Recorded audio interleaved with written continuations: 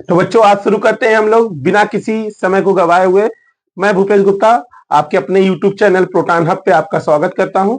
आज हम जो टॉपिक छोड़े थे और मोल प्रभाज उसको आज हम बताएंगे और उसका न्यूमेरिकल बताएंगे। तो 2 दिन जो वीडियो आपका नहीं पढ़ पाया उसके लिए सॉरी है। कुछ काम पड़ गए थे उसके कारण रेगुलर वीडियो नहीं पढ़ पा रहे, लेकिन अब से रेगुलरिटी रहेगी। तो हम लोग क्या करेंगे, आज से शुरू करते हैं मोल प्रभाज। और मोल प्रभाज आज बताऊंगा केवल और केवल मोल प्रभाज के बारे में कि मोल प्रभाज है क्या। एक बार इसको फिर से बता दूं और उसके बाद मैं जो है आपका न्यूमेरिकल इससे बताऊंगा। मोल प्रभाज मैंने बताया था कि 2 टाइप के मोल प्रभाज होते हैं। जैसे अगर मैं बात करूं कि विलेय का मोल प्रभाज, विलेय का मोल प्रभाज मेरे दोस्त, विलेय का मोल प्रभाज, ठीक है। मोल प्रभाज को यक्स से रिप्रेजेंट करते हैं। अगर मैं बात करूं विलेय को तो इसको लिख देंगे यक्स ए। यक्स ए बराबर तो हो जाएगा क्या आपका विलेय के मोलों की संख्या, मोलों की संख्या बटे विलयन के मोलों की संख्या। विलयन के मोलों की संख्या। बहुत ध्यान से देखिएगा मेरे बच्चों कि विलेय का जो मोल प्रभाज है वो विलेय के मोलों की संख्या तथा विलयन के मोलों की संख्या के अनुपात के बराबर होता है। अगर मैं बात करूं आपको कि इसका फार्मूला कैसे डिराइव किया जाए, अगर मैं बात करूं कि विलेय है, अगर यह विलेय है, विलेय को हम क्या कर लेंगे ए के रूप में ले लेंगे और जो विलायक होगा मेरे दोस्त वह क्या हो जाएगा, विलायक जो होगा वह बी का रूप ले लेगा। ठीक है। तो जो विलेय है मेरे दोस्त, मैं अगर बात करूं कि विलेय का भार क्या होगा, विलेय का भार क्या होगा, तो विलेय का भार को डब्ल्यू कहते हैं। अगर विलेय की बात करेंगे विलेय का भार डब्ल्यू ए, तो विलायक का भार क्या हो जाएगा, विलायक का भार क्या हो जाएगा मेरे दोस्त, वह हो जाएगा डब्ल्यू बी। फिर बात अगर किया जाएगा कि इसका अणुभार क्या है, विलेय का अणुभार क्या है मेरे दोस्त, विलेय का अणुभार हो जाएगा यम ए। क्या हो जाएगा, यम ए। और इसका अणुभार क्या हो जाएगा, इसका अणुभार हो जाएगा एम बी। मैं इसके मोलों की संख्या की बात करूं यानी विलेय के मोलों की संख्या क्या होगा मेरे दोस्त, विलेय के मोलों की संख्या, मोलों की संख्या को यन से रिप्रेजेंट करते हैं और विलेय की मोलों की संख्या की बात हो रही है मेरे दोस्त, तो हो जाएगा यन ए बराबर विलेय की मोलों की संख्या भार बटे अणुभार। भार को किससे रिप्रेजेंट किया जा रहा है, डब्ल्यू ए से, और इसको एम ए से। तो सेम यही प्रोसेस इधर हो जाएगा। इसके मोलों की संख्या, मोलों की संख्या, मोलों की संख्या हो जाएगा एन बी बराबर डब्ल्यू बी बटे एम बी। मेरे प्यारे दोस्त इतनी सी समझ में बात आई, ये समझ में आ गया। अगर ये समझ में आ गया तो मेरे दोस्त ये लास्ट वाली लाइन को थोड़ा सा देखिएगा ध्यान से कि मैं अगर कहूं विलयन, विलयन के मोलों की संख्या, विलयन के मोलों की संख्या, विलयन की मोलों की संख्या हमेशा किसके बराबर होगा, विलेय, विलेय प्लस विलायक। यानी विलेय के मोलों की संख्या और विलायक की मोलों की संख्या के योग के बराबर होता है विलेय की मोलों की संख्या। अगर मैं विलेय की मोलों की संख्या को और विलायक की मोलों की संख्या को यहां पे लिख दूं, देखिए विलेय की मोलों की संख्या क्या हो जाएगा मेरे दोस्त, विलेय के मोलों की संख्या को हमने लिखा ना यहाँ पे यन ए, यहाँ पे देखिए यहाँ पे विलेय के मोलों की संख्या यन ए, और विलयन के मोलों की संख्या क्या हो जाएगा विलेय प्लस विलायक। तो विलेय क्या हो जाएगा आपका यन ए और विलायक क्या हो जाएगा एन बी। यहां से विलेय की मोलों की संख्या यानी यन ए और ये हो गया यन बी, यही वैल्यू यहां पे रख दिया गया। ये हो गया आपका क्या, विलेय का मोल प्रभाज हो गया मेरे दोस्त। ये विलेय का मोल प्रभाज होगा। एक और मैंने बताया था इसी में कि यक्स ए प्लस यक्स बी करेंगे तो वह 1 के बराबर होगा। यह क्यों होगा, मैं विलेय की मोलों की संख्या प्लस विलायक की मोलों की, सॉरी विलेय का मोल प्रभाज प्लस विलायक का मोल प्रभाज बराबर 1 होता है। दोनों को जोड़ देंगे तो हमारा 1 हो जाएगा। अब इस पे कुछ न्यूमेरिकल है, कुछ कंडीशन है, उस न्यूमेरिकल को हम लोग लगाएंगे और उसको समझेंगे। ठीक है। तो सर एक क्वेश्चन है आपकी, 98 ग्राम H2SO4 को 180 ग्राम जल में घोला। ठीक है, मतलब 180 ग्राम जल है उसमें 98 ग्राम H2SO4 को हमने घोला, तो मोल प्रभाज की गणना करें। तो मोल प्रभाज की गणना करने के लिए देखिए सर, यहाँ पे जैसे H2SO4 है, इसको हम A के रूप में ले लेते हैं, और जो जल है H2O है उसको हम B के रूप में ले लेते हैं। A और B का रूप लेने का मतलब यह विलेय हो गया और यह विलायक हो गया। क्यों यह विलेय हुआ सर? क्योंकि इसकी मात्रा कम है और जल की मात्रा ज्यादा है। जो ज्यादा होगा वह विलायक और जो कम होगा वह विलेय। तो यह विलेय के रूप में हो गया, हम इसको लिख लेंगे, यह विलेय हो गया और यह विलायक हो गया। क्वेश्चन को सॉल्व करने के लिए बहुत ही आसान चीज हो जाती है जब हमें पकड़ लें कि कौन विलेय है और कौन विलायक।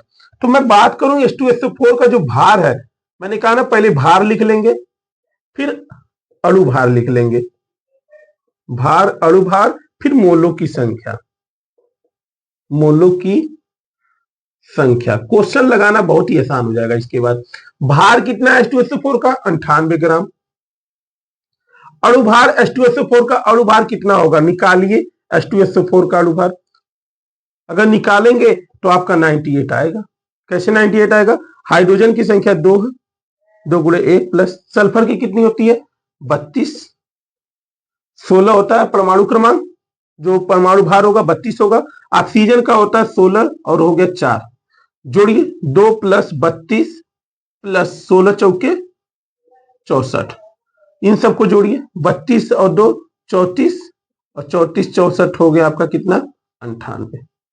यानी कि H2SO4 का जो अणुभार आया है ये कितना है? 98। मोलों की संख्या कितनी है सर?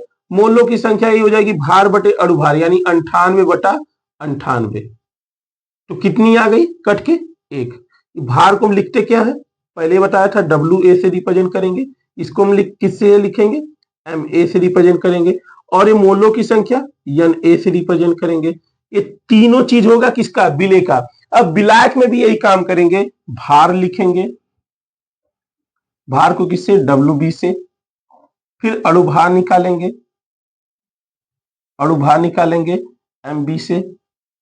फिर हम निकालेंगे मोलों की संख्या, मोलों की संख्या NB बराबर। तो जल का भार कितना दिया है? 180 ग्राम, 180 ग्राम, यहाँ पे 98 ग्राम, 180 ग्राम। और जल का अणुभार अगर देखेंगे, अणुभार कितना होता है? तो H2O का हाइड्रोजन का परमाणु क्रमांक होता है 1, लेकिन इसकी संख्या 2 है, तो 2 गुणे 1 प्लस ऑक्सीजन का कितना हो जाएगा? 16। तो 2 प्लस 16 दोनों को जोड़िए हो गया 18, यानी इसका अणुभार हो गया 18। तो यहाँ पे हो जाएगा आपका क्या? 18। मोलों की संख्या क्या हो जाएगी? भार बटे अणुभार, यानी 180 बटा 18, कट के क्या आ गया? 10। इसके बाद आपका मोल प्रभाज बराबर, यानी फार्मूला होता है XA बराबर NA, यानी विलेय की मोलों की संख्या बटे NA प्लस NB। यही फार्मूला है सर। तो NA क्या है? NA विलेय की मोलों की संख्या। विलेय की मोलों की संख्या आपने निकाल दिया, यहाँ पे क्या है? 1 है, तो यहाँ 1 लिखेंगे। और यहाँ पे क्या है? विलेय की मोलों की संख्या 1 प्लस यहाँ कितना हो गया? 10। दोनों को जोड़ दीजिए, 1 बटे 11। यह क्या आ गया आपका? EXA की वैल्यू आई है। मैंने कहा अगर इसको चेक करना है कि आपका आंसर या फिर विलेय की मोलों की संख्या निकला है, मैं कहूं विलायक की मोलों की संख्या क्या होगी? तो XA प्लस XB बराबर 1 होता है। XA प्लस XB बराबर 1 होता है, तो XB बराबर क्या हो जाएगा? 1 माइनस XA। नीचे नहीं आएगा, तो यहां देखिए XA प्लस XB बराबर 1। तो XA की वैल्यू क्या दिया है? 1 बटे 11 प्लस XB बराबर 1।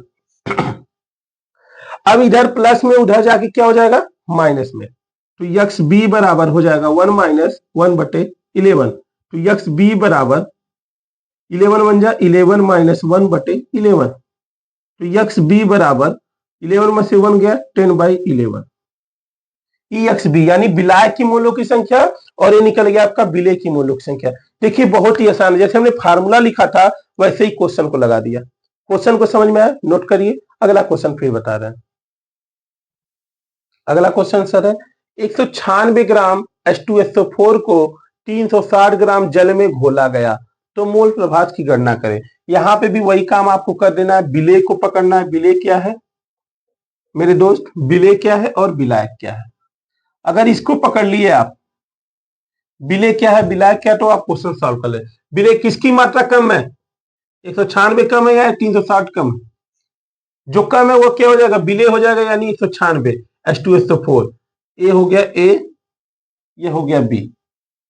ठीक है, ये विलेय है। तो विलेय में हम भार पहले निकालते हैं। भार डब्ल्यू ए बराबर, भार कितना है 196 ग्राम। ठीक है, 196 ग्राम।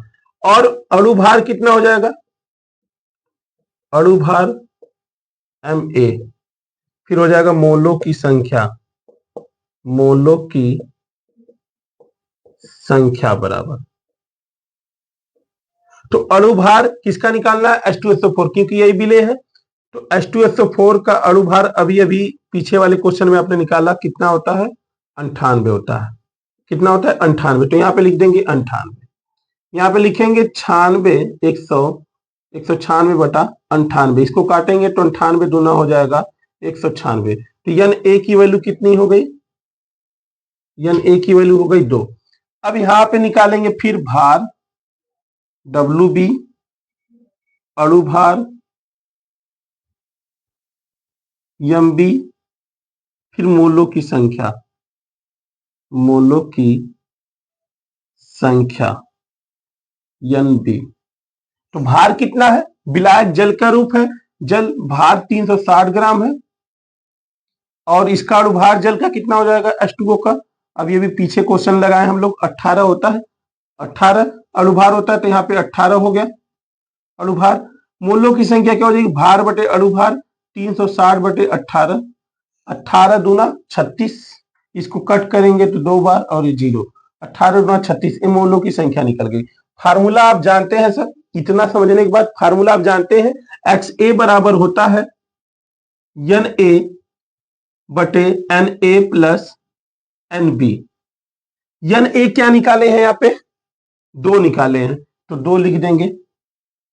और यहां पे क्या निकाले हैं, एन ए आपका 2 हो जाएगा, प्लस एन बी की वैल्यू 20, दोनों को जोड़ दीजिए सर, 2 बटे आ गया 22।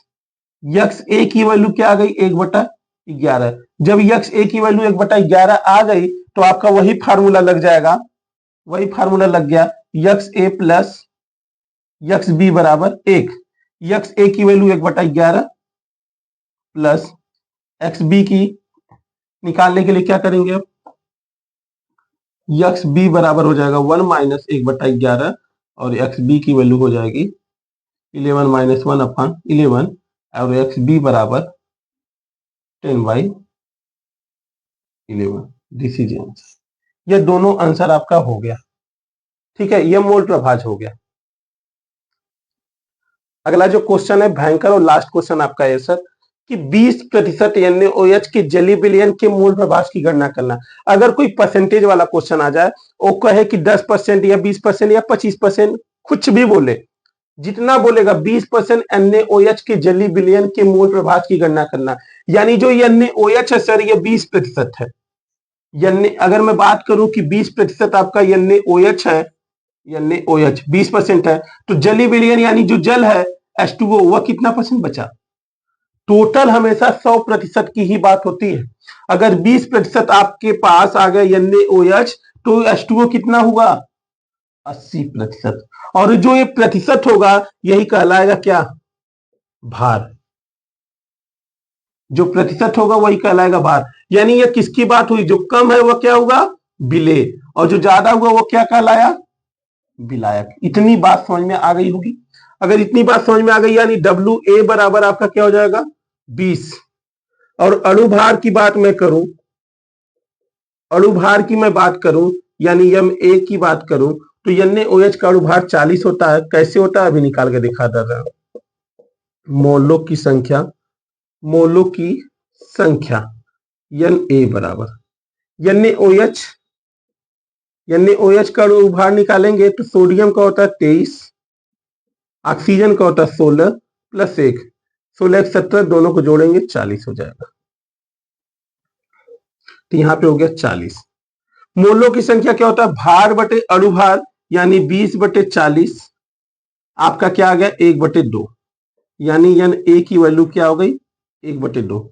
यहां पे भार निकालेंगे WB बराबर, अणुभार निकालेंगे, अणुभार निकालेंगे MB बराबर, फिर मोलों की संख्या, मोलों की संख्या एन बी बराबर, तो भार जो परसेंटेज है वही भार हो गया 80%। ठीक है, अणुभार H2O का अणुभार हमेशा 18 होता है, तो मोलों की संख्या भार बटे अणुभार हो गया 80/18। इन दोनों को अगर कट करेंगे तो कट करने पे क्या आएगा हमारा, यहाँ पे सीधा सीधा कट करेंगे, 2 से काटेंगे, 2 चौके 8, 0 2 9 18। ये आपका एन बी की वैल्यू आ गई 40/9, सीधे सीधे रहने दीजिए। अब मैं बात करूं कि यक्स ए बराबर आपका क्या होगा, तो हो जाएगा एन ए बटे n A plus n B. N A की बात करें कि एन ए की वैल्यू क्या है, एन ए की वैल्यू है 1/2,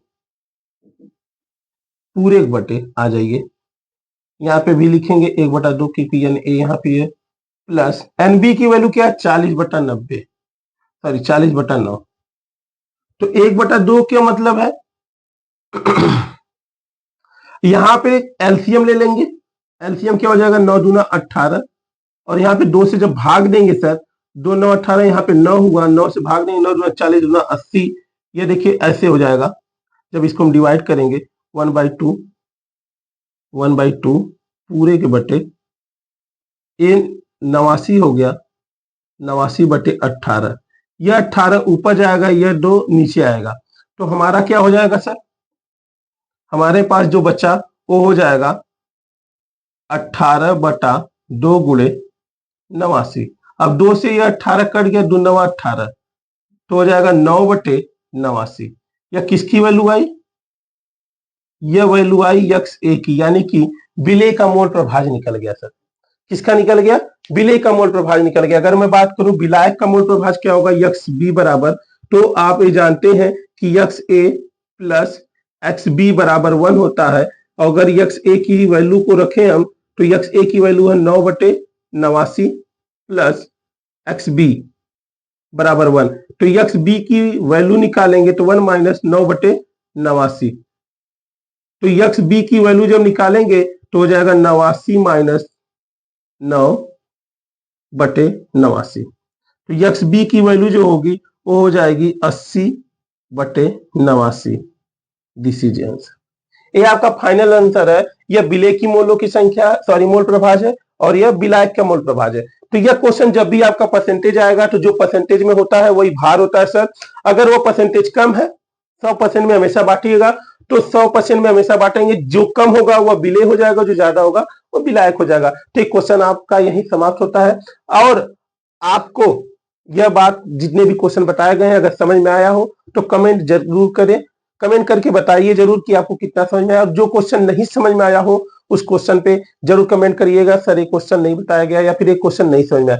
बाकी वीडियो के साथ बने रहिए अंत तक, जब पूरे चैप्टर खत्म हो जाएंगे, टॉपिक खत्म हो जाएंगे, तब आपको एक बार पुनः सारे के सारे न्यूमेरिकल बताए जाएंगे एनसीईआरटी का। आज तक के लिए इतना ही, धन्यवाद।